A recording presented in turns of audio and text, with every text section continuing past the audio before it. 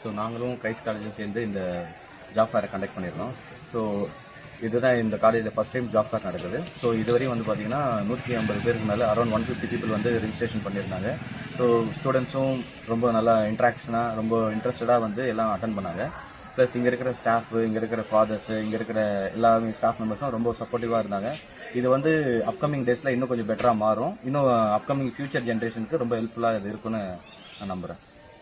Today வந்து companies participate பண்ணி பார்த்தீங்கன்னா 15+ கம்பெனிஸ் வந்து பார்ட்டிசிபேட் பண்ணியிருக்காங்க. IT like ITES, banking sector, எல்லா செக்டாருமே வந்து பார்ட்டிசிபேட் பண்ணியிருக்காங்க. நெக்ஸ்ட்டு இது ஃபஸ்ட் டைம் ஜாப்ன்றதுனால இங்கே வாக்கின் கொஞ்சம் கம்மியாக இருந்ததுனால நெக்ஸ்ட் டைம் பண்ணும்போது பெட்டராக இருக்கும். நிறைய கம்பெனிஸ் வந்து வாக்கின் வந்து நம்ம கிரைஸ்ட் காலேஜில் கம்பெனிஸ் வந்து அப்டேட் பண்ணி கூட்டிகிட்டு வருவோம். Magic. Thank you so much. Magic bus foundation வந்து இன்வைட் பண்ணியிருந்தாங்க. ஸோ என்னோட கம்பெனி நேம் பார்த்தீங்கன்னா தீபக் என்டர்பிரைசஸ். கிறிஸ்ட் காலேஜில் வந்திருந்தோம். இங்கே வந்து பார்த்தீங்க அப்படின்னா so many மெம்பர்ஸ் வந்திருந்தாங்க.